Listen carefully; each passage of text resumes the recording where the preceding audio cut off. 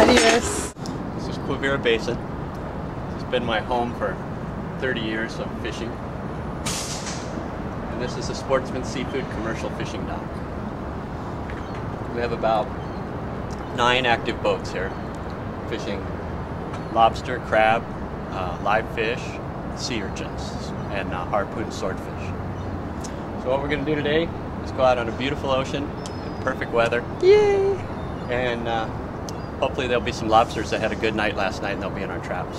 Or a bad night. Yeah, a bad night. Well, they're still having a good time right now. And about 99% of them will be having a good time because we're going to throw them back. We had a big windstorm on Sunday, and some of these traps haven't been pulled since the windstorm.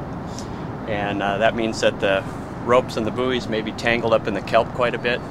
So you're probably going to see me leaning over the side with my knife doing a lot of cutting and a lot of sorting out of the kelp. Some of the traps will come up a lot slower than they normally did just because of the big weight of the kelp, and it's possible that we might be tangled up with another fisherman's buoys. Things tend to slide around, so just be kind of won't be quite an Easter egg hunt, but it's going to be a little bit of extra work today. But this is the style of trap that I use. Every fisherman has a slightly different version of this depending on whether they want to pull on the left side of the boat, the right side of the boat, whether they're left-handed, right-handed. This trap's set up for me. It's a right-handed trap. I have a stainless steel ring in here. This is a seal, we call it a seal ring. The sea lions like to put their head in here to try and look at the bait, and once in a while they'll turn one of these things completely inside out. So we put a seal ring in here to keep this thing rigid. This is the escape panel right here. This is by law required to allow the small lobsters to get out of the trap. I measure these with 3 fingers. I know it's legal. If I can just put 3 fingers in there, it's a legal escape port. We want to adjust these so that they let all the very small lobsters out, but they keep all the measurable lobsters that may be legal size in the trap. So you want to kind of walk a fine line where it's exactly legal, where you're not keeping any extras in. This is where I put the bait. I cover the bait up with one of these buckets for 2 reasons. One, it takes the visibility away from the sea lions so they don't put their heads in here. And also, if the sea lions can see the bait in here, a large bull sea lion will actually smash one of these traps all the way flat, completely destroying it in 10 seconds. Last year I had a bad run in the beginning of the season. I lost a bunch of traps, so I switched over to this covering of the bait. Seems to help a little bit. So where do the lobsters get the bait? Or do they not? They have about 3 inches down here where they're kind of trying to get to the bait, like this, and all around here. Got it. It's not really necessary that they feed on it. They just have to get to it and know it's there. This is the door where I'll reach in and take the lobsters out. When we close the trap, this door comes all the way up, seals in. These are called destruct clips. These are mandatory. These are the weakest link in the whole trap. Should I lose the trap, these destruct clips will fall apart first. The door will fall off. Anything will be able to escape. If a boat runs over and chops my buoy off, or if we lose the trap somehow. I put this little bridle on here because there's a lot of chafing with the current and the wind, and this gives me a little wear and tear and less chance of losing a trap that way. And then we have a float.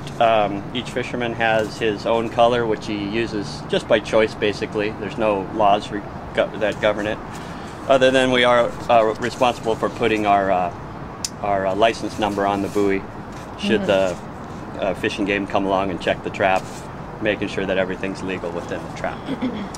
So that's it. It's pretty straightforward. And how many traps you say you would have in the water at once that you're tending? I started the season this year with 280 traps. I think I was told that the average fisherman fishes with about 320 traps.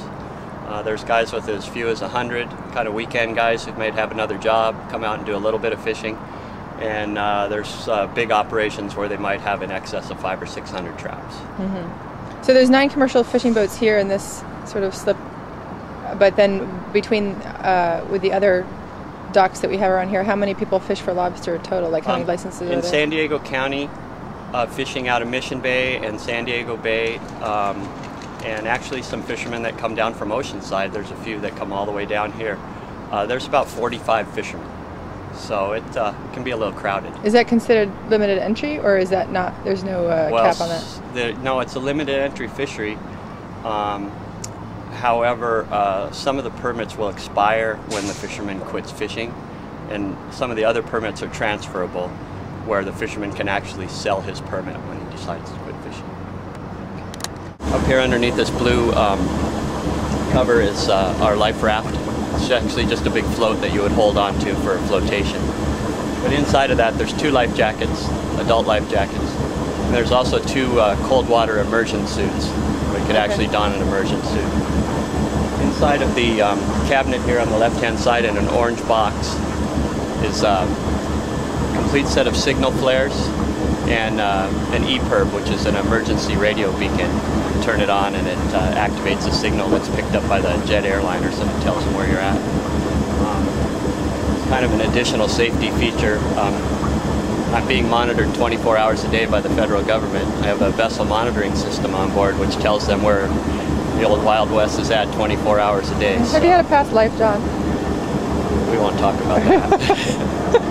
Anyway, I don't have any bracelets on my ankles, so we are free to move around the boat. Okay, obviously we have a VHF radio where we'll get to listen to all the chatter of all the exciting fishermen. I love crackling. Crackling. Okay, here's some crackling. There you go. We have a track plotter, and this plotter is connected to a GPS system, and it will show me where each and every one of my traps is at. I can tell, within about 5 feet whether somebody has pulled one of my traps, whether one of my traps is missing, or whether one of the traps has drifted away. How is that connected? How are your traps communicating with that? I have them individually marked. I enter each one as when I pull it, I erase it, and when I reset it, I put it. This is my depth finder. This is going to show us the water, bottom of the ocean, and I kind of treat this like my glass bottom boat. I spend a lot of time looking at this and determining where I'm going to set the trap. Marina, and there we are right there, and when we leave we're going to go right out here and then head out to the ocean.